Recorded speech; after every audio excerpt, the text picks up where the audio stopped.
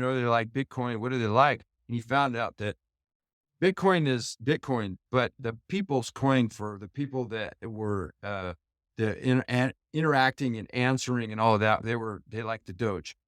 And because they like the Dogecoin, he thought that's the people's coin. So the people's coin is the one I'm going to support. Was that before he was on Saturday Night Live and he talked about it? Was that really Yes. early on? Yes.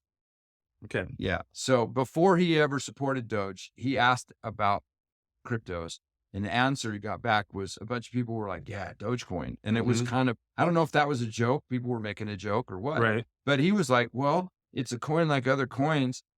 It has use case that's a little different than, say, Bitcoin, which has, low block rate and low finality speed and things like this that challenge it to be a currency or something like this. And all these people want to hold it and they all hold it. There's lots of people holding it and there's not a big community of millions and millions of Dogecoin that's held by whales. Where they could dump the market really hard. Right. Although there are some challenges in that. Well, I don't want to get into that one yet, but it's funny you say that though, because I know some people in my real world that own Dogecoin. They don't own they know nothing about crypto. They just bought it as a joke a few years ago. And they just thought that would be funny to buy. They've never bought anything since. They're not into Bitcoin. They're not into what we talk about. They have no idea. They don't know any of this stuff. Yeah. They bought that. Yeah. And it's sitting in some wallet somewhere. All right, buy some Dogecoin. Why'd you buy it? I don't know. It was funny. I was at the party. Yeah, it was cool. It was cool. There was this cute girl here and she was showing me the Dogecoin. So I bought the Dogecoin. Right. Yeah. Exactly. Yeah. So Dogecoin, I mean, that's obviously one of the main coins that has a use case. And some of them are just straight up gambling. Yeah. Well, I think the social aspect of meme coins is what makes them work. Like NFTs.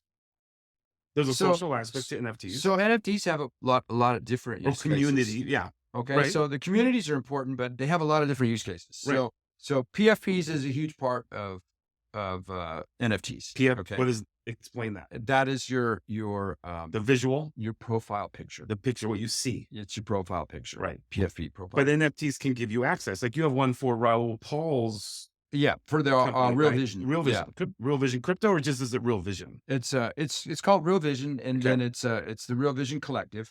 Right. And then they provide information timely information about news, investing in crypto. So that's what it gives you access to. Yeah. By using that, you can get access to that information. Like you can see things I can't see. That's because correct. you have that. That's correct.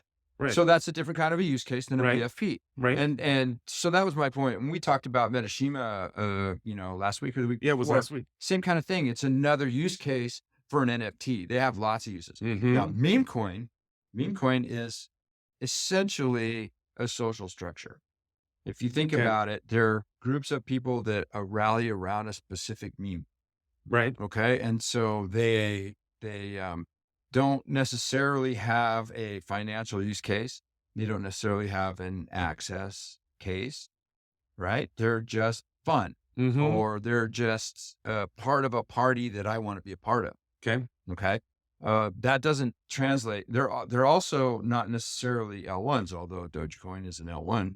We were talking about Solana versus Pepe. Well, Pepe is a token and Solana is a coin, and Solana is an L1 that runs and a bunch of things run on top of it. Right. So it represents a security layer and an enabler for other ecosystems, right? Whereas Pepe is just a meme. What does Pepe run on? Or is it it's on ETH. It's on ETH. Is that where most meme coins run, is on ETH? Or so there's a huge explosion in ETH coins on other on altcoin systems. So in the past, almost all of that activity was in ETH. But at this point, Solana is having a huge meme coin season. Okay. Is that why do you think they're pumping right now? Solana people talking they for sure are pumping in activity. And one of the reasons that memes are pumping and NFTs are actually pumping in Solana right now too, is fees are very low in Solana. What was your fees on those NFTs you made last week? Right? You made those NFTs last week. Were you paying high fees? I didn't pay that much. I think it paid about $35, something like that for two. That's a decent amount of fees though. Maybe not compared to the 80 you were talking about a couple of weeks ago though. Yeah, no, it was a lot. It's a lot lower than it could have been. But that's a tax.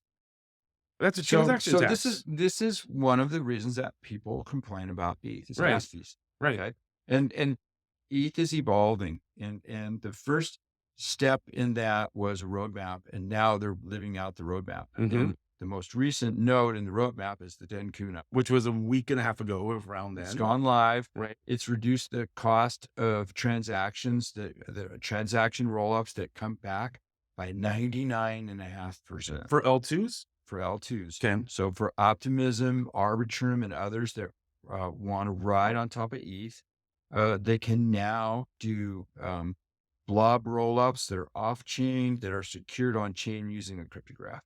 So the cryptograph is a very small amount of data. That small amount of data is what you're paying for on the ETH side. So the cost of securing your checkpoint on your less secure chain, Hmm.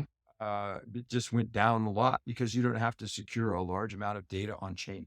What's going to push the ETH gas fees down on the L1 ETH gas fees? Well, the roadmap's pretty complex. Uh, the next most likely place is in the sharding part, where they're gonna start sharding the chain itself, Hmm. and then they're gonna move to zero knowledge. So there's a lot of moves in ETH. Not necessarily gonna lower the gas like to the level of an L2, because we're still talking about the security base, right? So there's gonna be some more um, costs associated with that. You know, How? you're running the computer basically. Right. No, that's, and how do you think this is going to affect the ETH ETF having these high fees with big monies flowing in like that? So ETH still makes plenty of money. Right. And what it is that it's not really well suited to something like transactions, like Daily microtransactions. transactions. Yeah, yeah. I'm not going to go buy my coffee with ETH. I'm not going to go Right. buy my coffee with Bitcoin. Everybody wants to have this.